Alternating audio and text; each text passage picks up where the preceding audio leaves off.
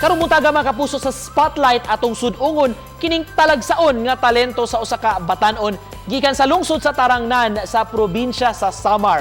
Coffee o kape ang gigamit niya mga kapuso sa iyang maanindot kaayo nga mga obra. Atong iniilahon karong buntaga si Mark Noel Daras. Good morning, Mark. Hi Mark, good morning. Thank you for joining us.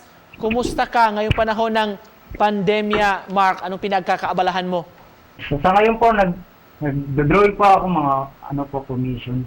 Yun po. Ano yung gamit mo sa mga drawing, sa mga artworks mo, Mark? Anong medium? Yung gamit ko po ngayon is mga charcoal pencil, pero yung nag-ano po sa akin is yung coffee painting po. Yung first na ko pong ginagawa is yung nagbe-blend po muna ako mga color, nagtitimpla po yung light to dark, tapos sketch, tapos yung pag-add na lang po ng details, yung pag-paint na lang po. Gaano katagal mo tinatrabaho itong isang portrait, Mark, gamit yung kape? Usual, mga ko po ito tinatapos, mga isang araw po, pero di po siya po meron din po ako tinatrabaho full works. Anong reaksyon mo? Nag-viral sa social media at unti-unti kang nakikilala because of your coffee artworks.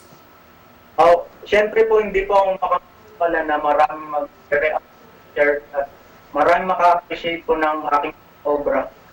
Maliban sa kape, may iba ka pa bang planong i-explore na gamitin din ng materyales? Opo, sir. Ano po, kung medyo di po ako mabili, meron po, hindi po akong gagawin sa ibang medium, pero kesa na lang po. Gaya ng anong medium naman? Yung plano mo in the future? Yung ko po is in version. Mark, to cap this off, para in closing sa conversation natin, may gusto ka bang sabihin, message of hope sa mga viewers natin ngayong umaga, Mark? Explore ang sarili, lalo na panahon ngayon ng pandemya,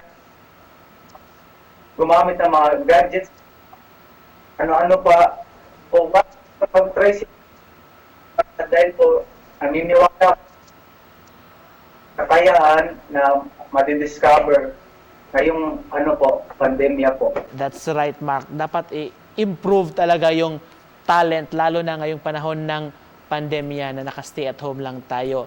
Mark, thank you so much for joining us this morning, mga kapuso, atong batan-on nga artist gikan sa Tarangnan sa Samar, si Mark Daras. Salamat, Mark!